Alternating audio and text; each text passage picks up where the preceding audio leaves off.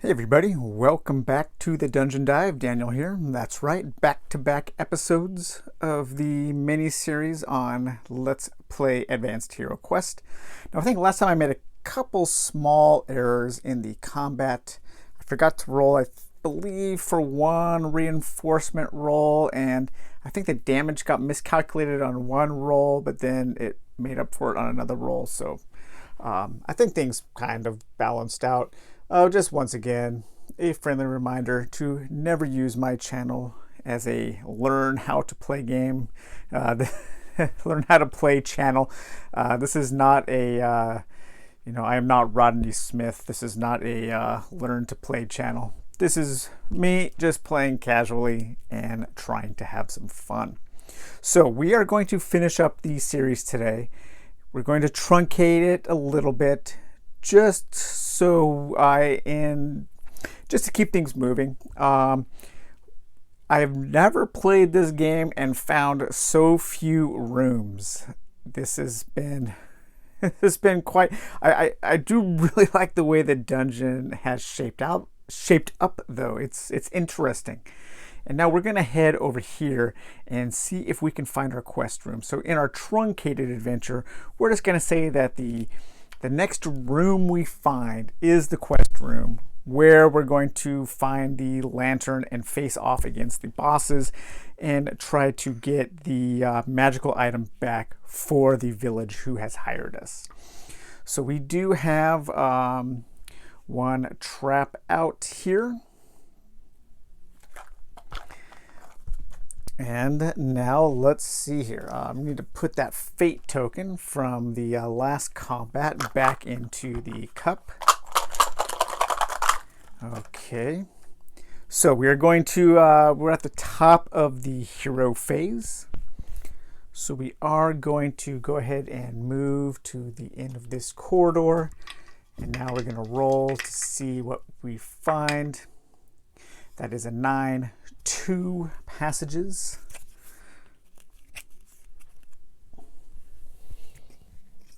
I might modify my little homebrew chart for passages for use on small tables and make it more, make the chances greater that you're only going to come across one passage. So now let's see what is in this particular section of the dungeon. And we have a 9. So on a 9, it is nothing. Nothing.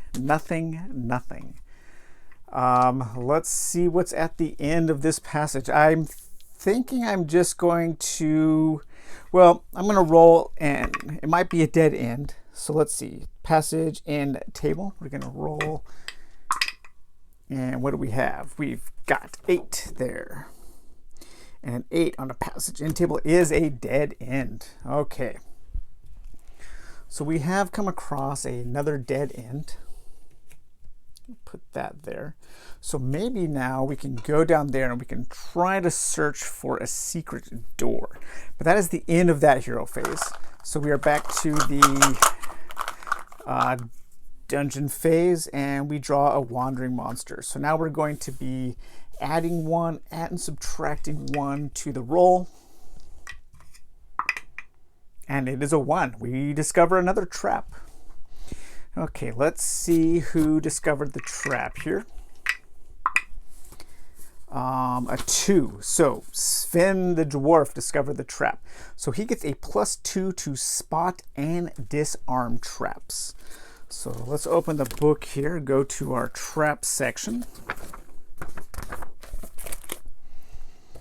Okay, and what do we find for a trap? We are in a passage, and I hit a 5, so we find a gas trap. All right, so a gas trap has, let's see, 5 gas trap. To spot it, we need a 10. To disarm it, we need a 7. Okay, so to spot it, we need a 10, so that means we're going to have to get an 8. No, we do not. Finally, our poor heroes get sprayed with gas. So the gas trap. A cloud of gas is expelled from this trap. The hero who set this off will be the center of the cloud. anyone in the adjacent squares, okay, which is the entire party, or the squares adjacent to those will be in the area of effect. Heroes caught in the area of effect must roll a dice. If this is equal to or less than their starting toughness, the gas has no effect. If anyone is affected by the gas, roll on the following tables. Okay, so this is basically an attack against their toughness. Was it, let's see here, equal to or less? So if it's more than their starting toughness, they will be affected by the gas. So we're going to do the warrior first. The warrior's starting toughness is 5. And so let's see here, 5. We roll a 3, so the warrior is not affected by the gas. The dwarf's starting toughness is 6. A 4. The dwarf is not affected by the gas.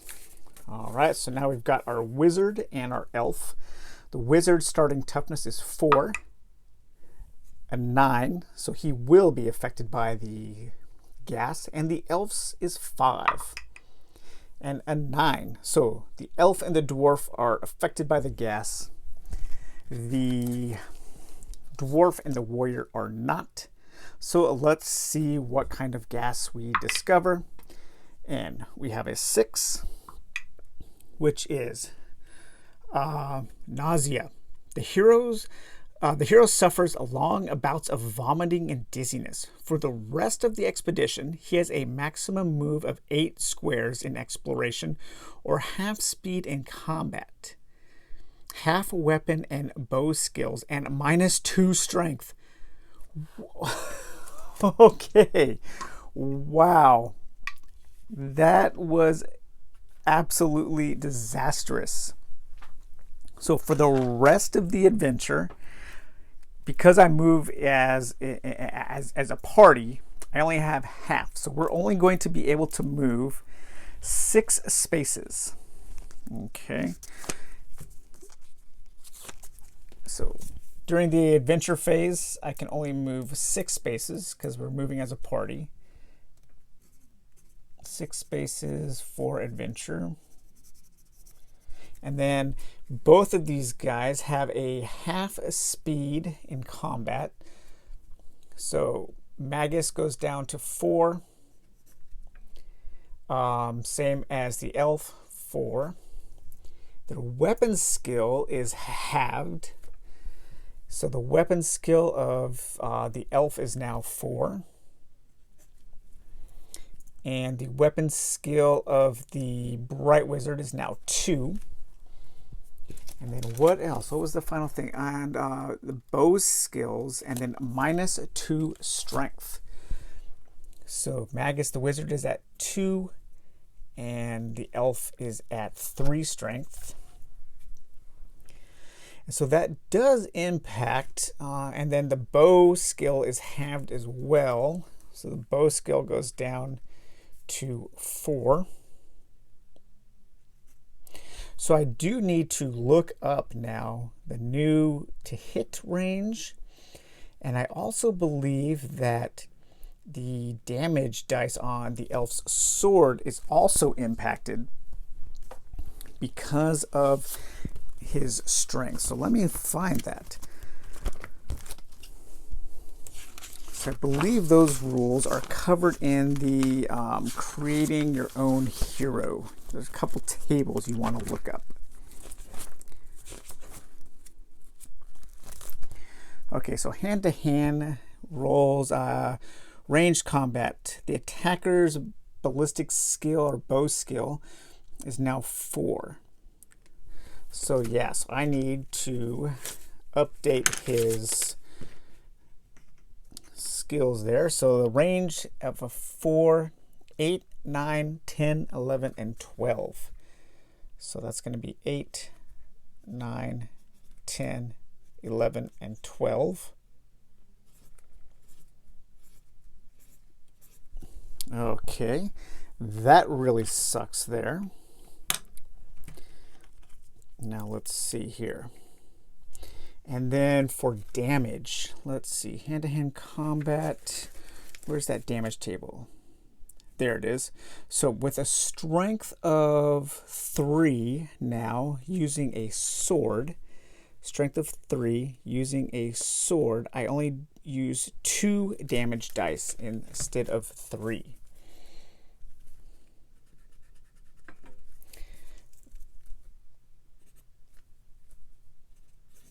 All right, and then the strength on for a dagger for the Bright Wizard, strength of 2, I only have 1. So I was already there. Okay, wow, man. That was not cool. So that was the trap. We're going to reset our dungeon counter cup. We are moving at half speed now, which means that we're going to have more dungeon phases.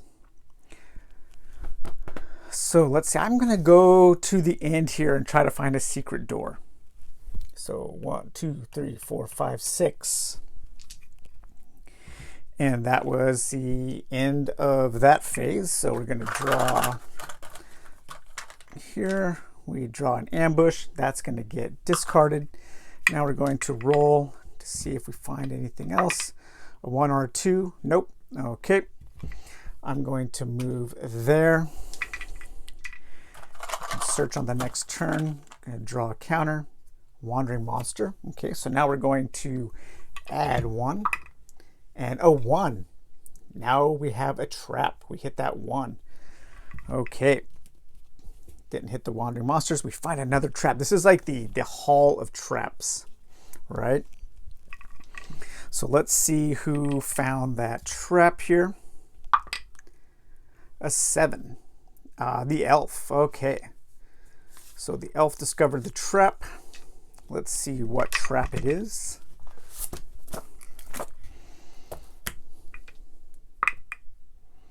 I rolled an 8 and a room or passage. An 8 is a fireball trap.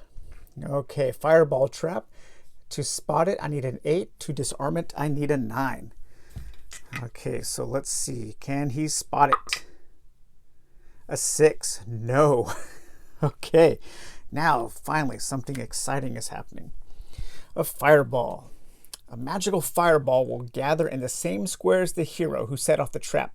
Place the fireball template in this square and all models under the template suffer 5 damage dice. All right, so we're going to do 5 damage dice to the entire party. Let's see. For the next 3 turns after this, the GM may move the template 8 squares in any direction he chooses and measure the effects again. At the end of the 3rd turn, the fireball disappears. Wow, okay. So this is where the game can become very deadly. So right now we are doing a attack to the whole party. This is one detriment to moving the party as a group, but I find that it is better than moving all the models individually. Let's see here. So we're going to have a bunch of turns where we're just going to take fire damage. And this might be the end of the party here. So they're going to take 5 damage dice of injury. Okay, so let's roll for the elf first. His toughness is 5. Actually, no, his toughness is 7. Sorry, he has the armor on. We're going to take 5 dice at, I wonder if I should roll, it doesn't really say. I wonder if the official rulebook has any different ways to roll. I can't remember if you roll all together or if you roll separate. It's 1 fireball. So I would say that the fireball, I'm going to roll once for the attack and apply that damage to each of the party members. Let's see. It's quite, all the models under, yeah, so they're going to suffer the same 5 damage dice of injury. Okay, so let's see what we roll here. So, an 8, an 11, a 6, and a 1. So I know this 1 misses everybody. So let's go ahead and roll this 1 again. So there's our 5. Wow. Okay. So that's going to be an 8, 11, a 6, and an 11. So our elf, his toughness is 7. So that is going to be 3 hits to the elf, leaving him with 1 hit point left. All right. Our dwarf's toughness is 10, so that's going to be 2 hits, leaving our dwarf with 1 hit point left. Okay, our bright wizard here has a toughness of 4, leaving him and with 3 wounds, so Magnus is knocked out. And our warrior has a toughness of 8, so 3 wounds to the warrior, leaving him with 1. Okay, wow, so our poor Magnus the Bright has fallen. Now we have to move out of this spot. I guess we could do like a little role playing here. We could search for a secret door. If we find a secret door, we can move through it and close it, closing off the effects of the fireball. If we don't, we're going to be here in the fire, taking fire damage again on the next turn, probably killing the entire party. That sounds like an exciting thing to do. So Sven Hammerhall, he's burning up, desperately trying to find a secret door, and let's see if he finds one. Oh, 1. A 1 on a secret door. The GM may draw a dungeon counter. Yep. So, draw an extra dungeon counter. And we drew a fate. We will discard that. So, nothing. So now it is the GM turn. Again, we're going to draw a counter. It is another trap. Now we're going to roll here. A 4 minus 1 is 3, plus 1 is 5, so nothing. But now on our turn, we are still in this fire. So we are going to have to take 5 more damage dice. Let's see what we get here. Because if we, let's see what happens. No, we can move, but when does that move? When is the rules for the fireball are a little weird. Let's see. A magical fireball will gather in the same. For the next 3 turns after this, the GM may move the template 8 squares in any direction he chooses. Not starting with the GM phase about to come, but the one after. The GM may move. So because I searched for a secret door, that was it. I couldn't move and search at the same time. So I just have to stay here to search. So now we are in the GM phase. The GM, I am not going to move the fireball. I'm going to keep it on the heroes. So now we have to roll our 5 damage dice. There is a 9 and an 8. That 5 might hit. So I'll re-roll the 3 because I don't think the 3 hits anybody. No. So we don't need that. And a 7. Okay, let's go through this again. So Magnus is dead. The warrior has a toughness of 8, so he takes that last damage, so he is dead. Toughness of 7, the elf takes that damage, so he is dead. And the dwarf survives. My dwarf is the only one to survive. Oh man, and well, let's see. The dwarf cannot drag out all 3 of those party members. But without being, he does not have his half speed, so he could possibly run 12. He could outrun the fireball and try to escape the dungeon. Let's see, I guess that's going to be what happens. He's not going to be able to face off the quest room. There's no way. So let's just play this out, trying to escape the dungeon. So that was that fireball hit. We need to have another GM phase here. Forgot to draw one. It's a trap. Boom, trap, and I did roll a 1. So The dwarf springs another trap in the fireball, trying to search for the secret door. Okay. Let's see what trap he finds. This was the Hall of Traps. We finally found the Hall of Traps. And it is a 12. It is an alarm trap. With a 7 to spot it, so he gets a +2. Okay, he spots the trap. Now I need a 7 to disarm it. +2. No. I spot the trap. I don't disarm it. It is an alarm trap.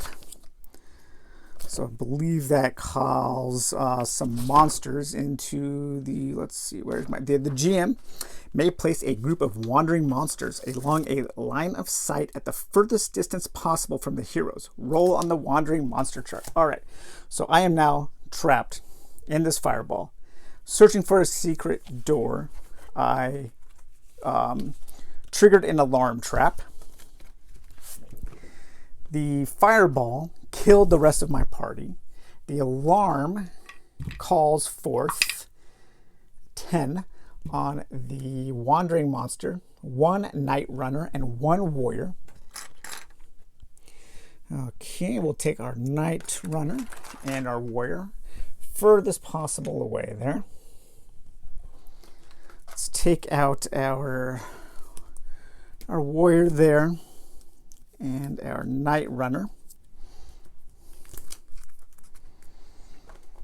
So that was the GM phase. Now we are to the hero phase. We are in combat now. So the dwarf can only move with a speed of 4. So 1, 2, 3, 4. Okay, and I can try to run. Let's see if I can run. A 7. Okay, so I can take that many more spaces. Let's go 1, 2, 3, 4, 5, 6, 7. Okay, so now we're in the GM phase. I'm going to... Actually, we're in combat. So, yeah, we'll do this. Just to see if we will have any fate tokens. We'll add those back in. An ambush. All right, so remember, if we have 4, if I draw 4 of these during this combat, we are ambushed. We're going to keep that out. And now I can move, I will move the Night Runner here, and he will attack the dwarf. So Skaven Night Runner. My dwarf has a weapon skill of 8, so that means I need to hit an 8 to hit.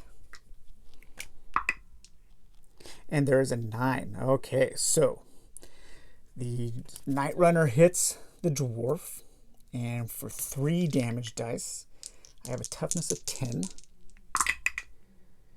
and all misses. Okay, so now the warrior will come up there, and weapon skill of 8. I need a 9 to hit, and a 1. So nothing there. It is my turn again. I will have the dwarf will attack the warrior. And the warrior has a weapon skill of 6. So I need a 5 to hit. There's a 5. Okay. My damage dice are 4. And the warrior has a toughness of 7. There are 2, 3, 4 hits, killing the warrior. Okay. But now the GM phase again for the monsters. We drew a trap, so nothing that gets discarded. Now we do need to roll for reinforcements. On a 1, there's reinforcements. I always forget to do this. And 12, no reinforcements.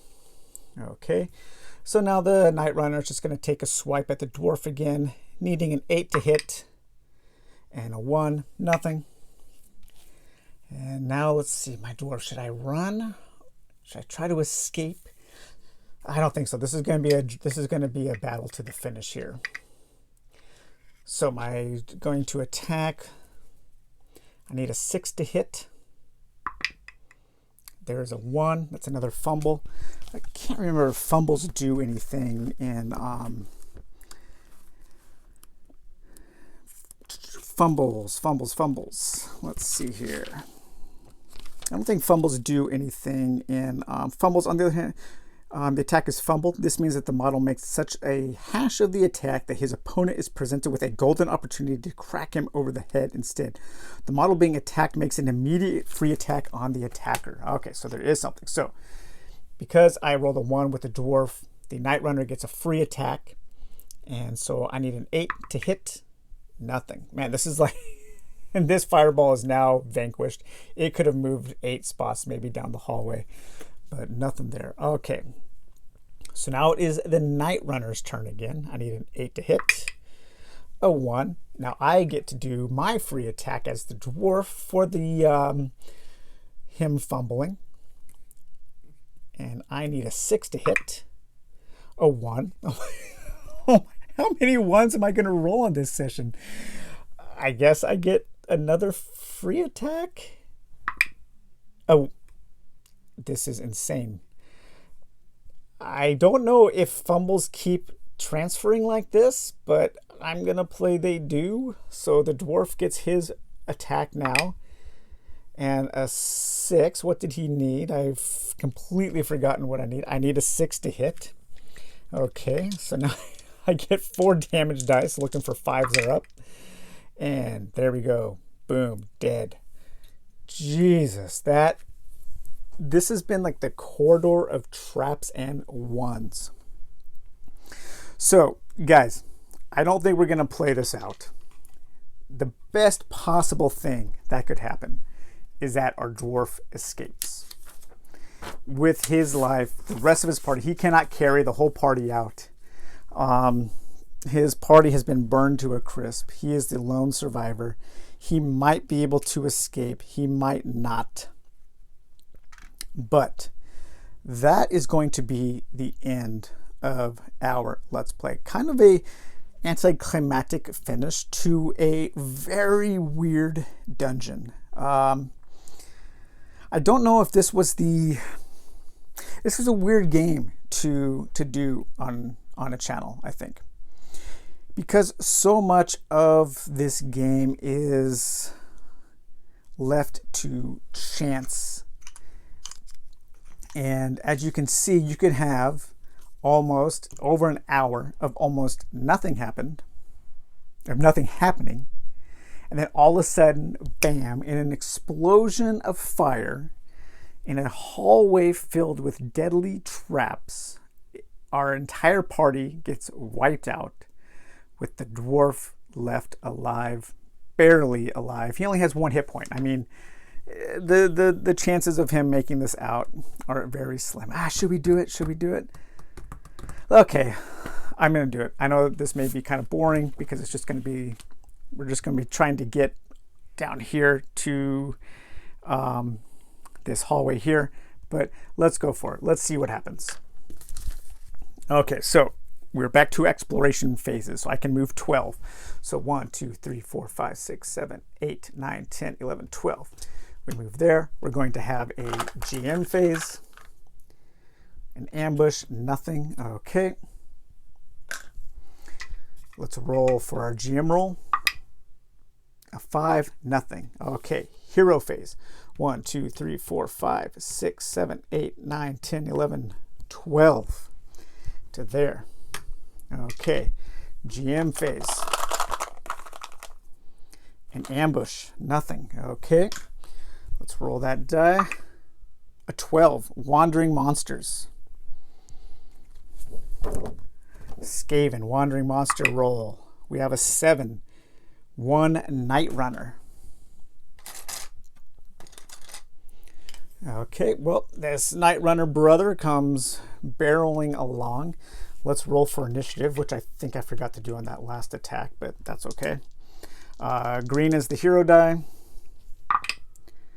All right, so we're going to place the Night Runner first, and the Night Runner is going to take the first attack. He has a speed of 12, so he comes barreling down this hall and running up to the dwarf. He attacks him, And our dwarf has a weapon skill of 8. Yep, he needs an 8 to hit. Cocked. And a 3, so nothing. All right, our dwarf turns, ready to pummel the Night Runner, and we need a 6 to hit. And there's a 10. 4 damage dice. 1, 2, 3 hits. 4 hits. Yep, 3 hits. Only needed 3 hits for a wound of 3, so take him out. We're not going to roll on the treasure because I'm not going to be caring too much about that. Okay, so that was the end of combat. We are now back to an exploration phase, so we can move 12. 1, 2, 3, 4, 5, 6, 7, 8, 9, 10, 11, 12. Oh, I had to go through. That's right, there were some doors here. I moved the doors. So we have to go through these doors to get to this exit because this was a dead end. So 1, 2, 3, 4, 5, 6, 7, 8, 9, 10, 11, 12. Right there. All right, GM phase. Got a few to add back in. And what do we get? A character. Discard that. We will do our GM roll. A 7, nothing. And here we go. 1, 2, 3, 4, 5, 6, 7, 8, 9, 10, 11, 12. He made it out alive with 1 hit point left. So, well, that was it. That was the conclusion of Advanced HeroQuest. We got to see how this game can be very chaotic and dangerous and also very kind of boring. It runs the whole gamut of emotions, I guess you could say. But I love how this dungeon turned out. It's interesting. It would have been nice to see some more rooms in those areas there. But yeah, that's it.